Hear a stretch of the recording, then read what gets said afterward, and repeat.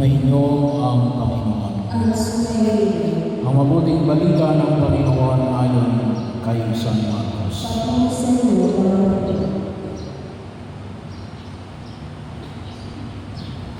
Noong panahon yun, nakarating kay Hari Herodes ang balita tungkol kay Jesus. Sabagat bantog na pangalan nito ay nagsasabi siya ay si Juan Bautista na muling binuhay, kaya nakagagawa siya ng mga himala. May nagsasabi naman siya ay si Elias, si propeta katulad ng mga propeta noong una, ang iba.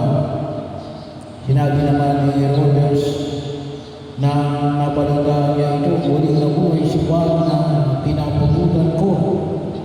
Si Herodes na nagpahuli, nagpagapos at nagpabilanggo kay Juan dahil kay Herodias. Ang babae ito ay asawa ni Felipe, na kapatid ni Herodes, ngunit kinakasama niya.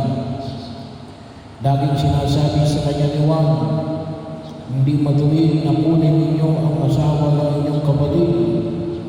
Kaya si Herodias ay namkimkim ng galit kay Juan. Hinagad niyang ipapatay ito, ngunit hindi niya magawa sabagat natatakot si Herodes kay Juan. Alam niyang ito'y tamang matuwid at banal, kaya ipinagsasantalan niya. Gusto niya makinig kay Juan, bagamat labis siyang nababagabang sa mga sinasabi nito. Sa wakas ay nagkaroon ng pagkakataon si Herodias ng nangyayari ni Herodes sa kanyang kaarawan at kanyang mga kagawad, mga pinuno ng upo at mga pangunahing mamamayan ng Galilea. Pumasok ang anak na babae ni Herodias at nagsayal, labis.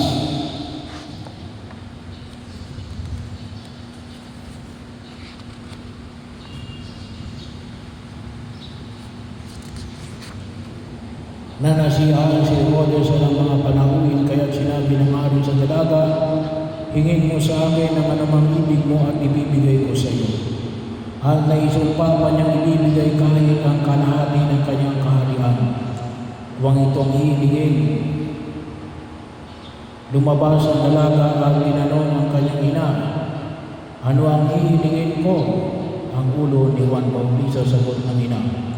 Dali-dali nagbalik ang dalaga at kinaroroonan ng hari. Ang ibig ko po ibigay ninyo sa akin ngayong din.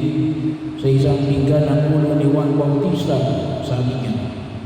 Labis na nalungkot ang hari, ngunit dahil sa kanyang sumpa na narinig ng kanyang mga panahuin, hindi niya matanggihan ang dalaga.